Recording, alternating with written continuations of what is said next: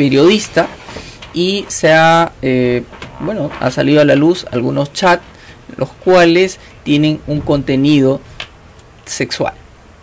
Ok, doctor, estos tipos penales son incorporados a través del decreto legislativo 1410. Ok, nosotros, habíamos hecho un análisis de, en este caso, de los artículos incorporados al Código Penal y nos saltó algunas dudas y quisiéramos que nos pueda aclarar luego. Empecemos por los elementos básicos. ¿Qué debemos entender por un acoso?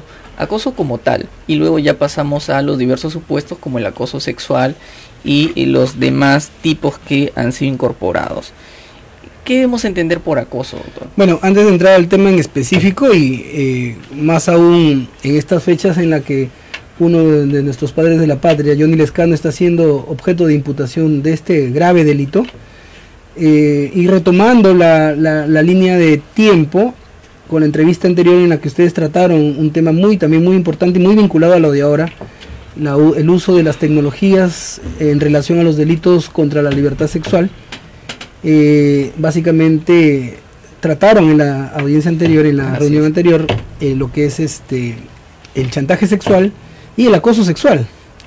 Para esto, de manera general, tendremos que decir que la vigencia de una norma, la ley, y sobre todo los comportamientos que son regulados por una ley, porque el derecho penal es un mecanismo de control social, las leyes responden, y siempre yo lo explico de esta manera, responden a un tiempo histórico, social y político.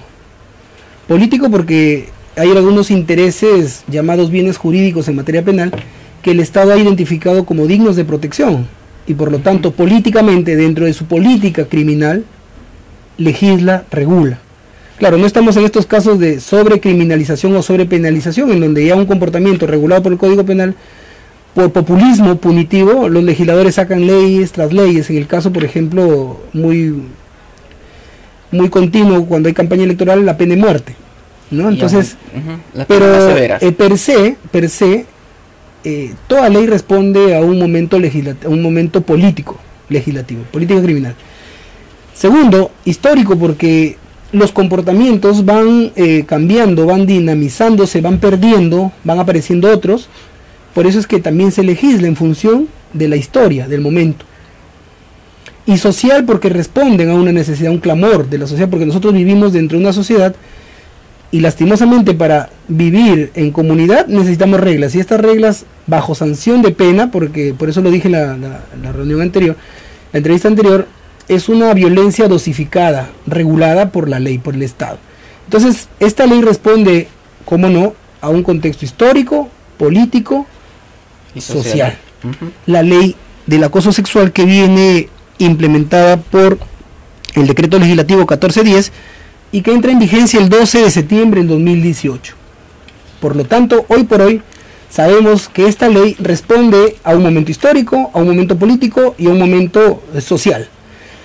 Vamos a la parte histórica y que tiene que ver mucho con una sentencia también del Tribunal Constitucional del año 2012. En el expediente 8 del 2012, más de 25.000 ciudadanos buscaron la derogatoria, la inconstitucionalidad del artículo 173, donde se regulaba penas para aquellas personas que tenían relaciones sexuales entre personas de 14 y 18 años. A partir de ese pronunciamiento constitucional ya ha quedado derogado. Es decir, las relaciones sexuales entre personas, sin importar la edad, el tema etario, de 14 y 18, el derecho penal no tiene nada que ver, son relaciones sexuales consentidas. Claro, siempre y cuando no medie violencia ni amenaza. Recuerdan ustedes que había mucha discusión, pero ¿cómo es que una persona de 50 años puede tener relaciones sexuales con una persona de 15, 14? Es porque hay libertad de consentimiento, ha habido un proceso de madurez social, porque por ejemplo en Estados Unidos los niveles de consentimiento son menores, dependiendo de los grupos etarios. Acá en Perú, a partir de los hasta menos de 18 años eran considerados incapaces, pero en el Código Civil a los 16 años podían contraer matrimonio, es decir, la propia ley legalizaba relaciones sexuales bajo el concepto de matrimonio, pero aquellas relaciones sin matrimonio, pero con consentimiento, eran sancionados como violación.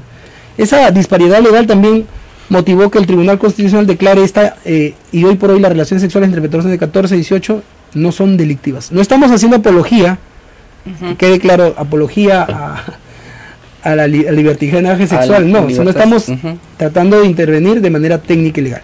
Decía esto porque es un elemento muy importante en estos delitos, porque no solamente el acoso sexual y el chantaje sexual forman parte de los delitos o de los tipos penales o de las leyes que buscan proteger la libertad sexual y la indignidad sexual, que son dos elementos distintos. Son varios los delitos a partir del artículo 170 del Código Penal hasta el artículo 180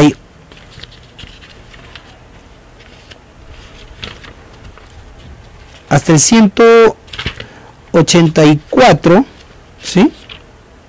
¿Sí? Más de 10 artículos que buscan proteger la libertad sexual y la indignidad sexual. La libertad, entiéndala por aquellas personas que tienen capacidad de consentir una relación, en este caso en materia sexual, de 14 a 18 años. Persona con 14 años más un día o desde los 14 años tiene libertad sexual, por lo tanto, si se le anula su libertad sexual a través de violencia o amenaza, se llama violación. Y la indignidad de personas de 14 hacia abajo.